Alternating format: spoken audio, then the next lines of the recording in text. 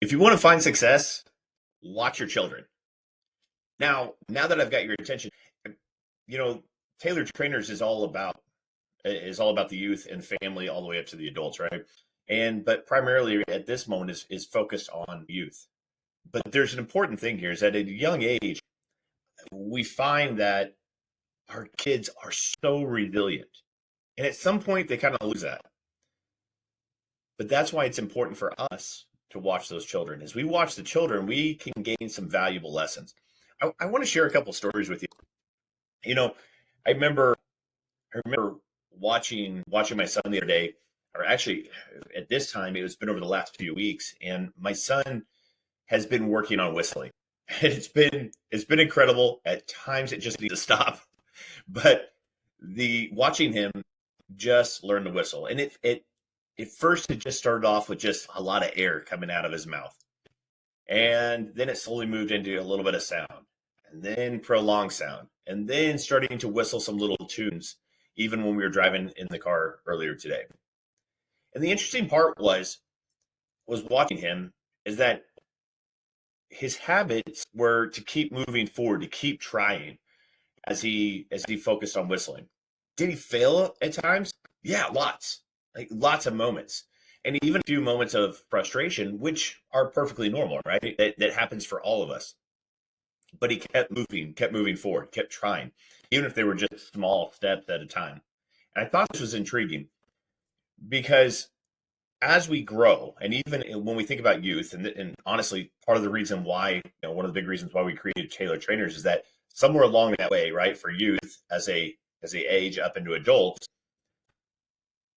we stop taking as many chances. We find we fear failure more than when we did when we were younger, and somewhere we lose that resiliency. And I think that's why it's important. Like if we want to learn a lesson of success, of how to be successful, we watch the kids because he never stalled. He might have had a moment where he had to process and things like that, but he never shut down. Right when he was working on whistling, he continued to focus on the whistling. He kept trying it. He tried it before he went to bed. He tried it while he's in the car. I remember we've got the Oculus, that little 3D thing, virtual reality deal, and he's playing a game and trying to whistle. Right, so he was persistent.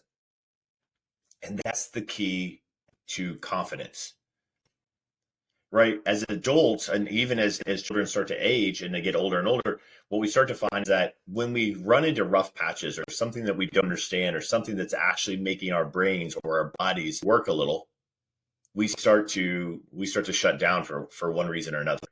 We go, "Ugh." We pull back, and when we pull back and we stall, and that pullback and that stall is what actually causes us a lot of stress because we still know that whatever it was that we were interested in, whether maybe we want to start a business, maybe we want to learn a new hobby, playing the piano, or some of us is trying to figure out technology on the computer, we stalled because we still knew we needed to do it, but we were getting stuck, and now we're afraid to make more steps. Maybe it's because we don't know what that next step is. Maybe it's because we're running out of time. Whatever it might be, we stall. And once we stall, there's no forward movement. And that's where our confidence starts to get killed.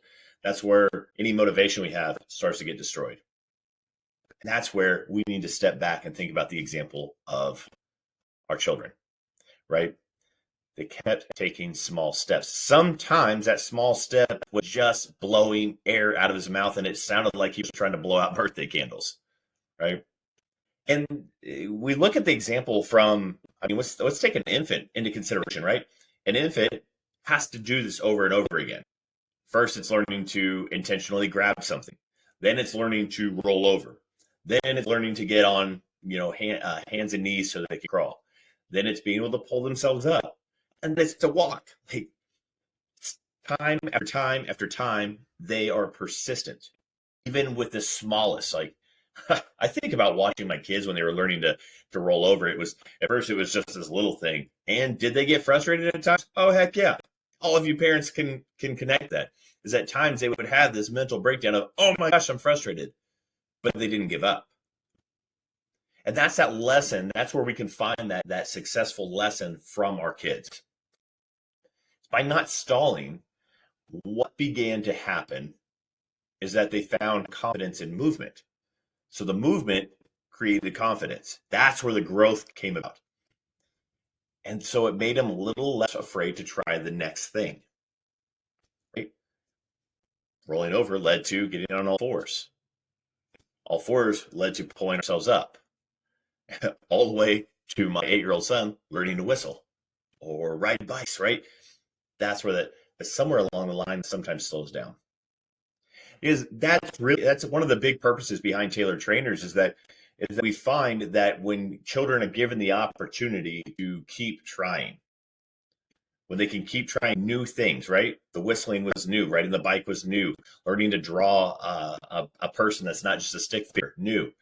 As they learn, as they continue to learn and try a variety of things and find success in it, maybe it wasn't something they enjoyed them to do all the time. Like I'm sure my son's not going to whistle the rest of his life 24/7 like he has been lately. But as they do, their confidence grows in forward movement. They learn the skill that even if it's a small step, if I keep taking little steps, I'm going to find success. I'm going to find confidence. I'm going to find growth and feel good about myself. And then when that next thing comes about, I'm going to feel more confident trying that. And it's going to create a very resilient child. But for us, as I led into at the beginning, for us as adults, what a powerful thing, right?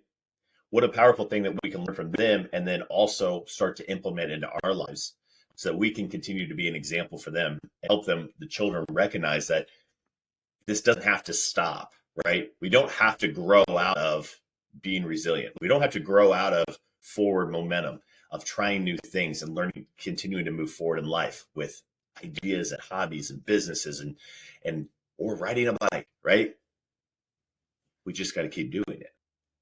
And we should do that all of our life because as we do so, we become resilient, we become stronger, and we become innovative. And I think we really, truly start to discover who we really are and what we're really capable of. And my hope is at that point, we're also passing that, like we are passing that on to other people. Because that's what makes this world a brighter place. That's what makes a child successful, a family successful, parents successful, and hopefully keep going on for generations.